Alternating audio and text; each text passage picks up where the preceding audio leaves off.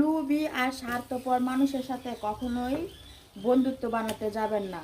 কারণ নিজের স্বার্থের জন্য আপনি বন্ধু কেন, আত্মীয় স্বজনকেও কিন্তু এসব লোভী মানুষেরা ছাড় দেয় না।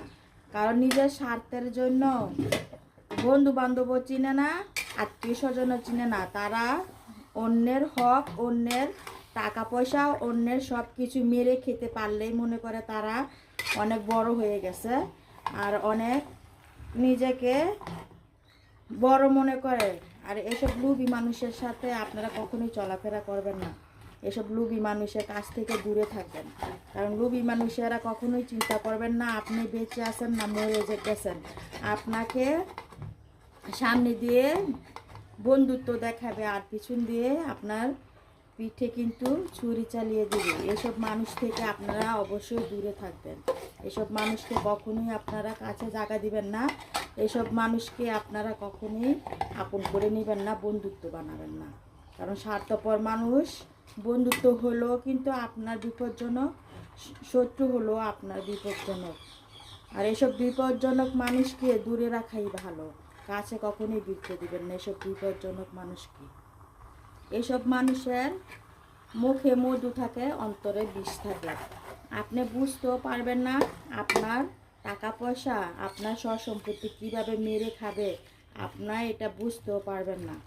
তাদের মনে এত বিষ আর তাদের মুখে মধু। আপনি কথা শুনলে বুঝবেন তাদের মতো ভালো মানুষ আর তাদের মতো সরল সোজা মানুষ কোথাও নেই। এসব মানুষ থেকে আপনারা অবশ্যই দূরে থাকবেন। আর এসব মানুষের ফান্দে যদি একবার পড়ে যান তাহলে আপনাদের লাইফটাই নষ্ট হয়ে যাবে, এটাই বাস্তব। আর সকালবেলায় উঠেই কিন্তু রান্না বসাই দিলাম, আর রান্নার ফাঁকে আনারসগুলো ছুলিয়ে দিলাম। আর আনারসগুলো কিন্তু অনেক মিষ্টি, আর খালি পেটে যদি এরকম আনারস খেতে পারেন তাহলে কিন্তু শরীরের জন্য অনেক উপকার। আর এদিকে নিয়ে এসে দেশি গাজরগুলো কিন্তু অনেক মিষ্টি ছিল আর দেখতেও কিন্তু অনেক সুন্দর।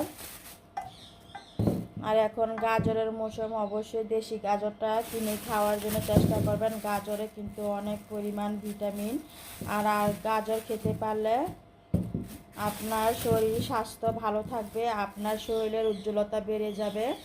এত টাকা পয়সা দিয়ে পার্লারে যেতে হবে না, গাজর খেলে কিন্তু আপনার শরীরের রং উজ্জ্বল উজ্জ্বল ঝলঝল করবে আর শরীরের রং বেড়ে যাবে। এত টাকা পয়সা ভেঙে লাভ কি পার্লারে গিয়ে? যদি খেতে পারলে, এরকম গাজর খেতে পারলে আপনার শরীরে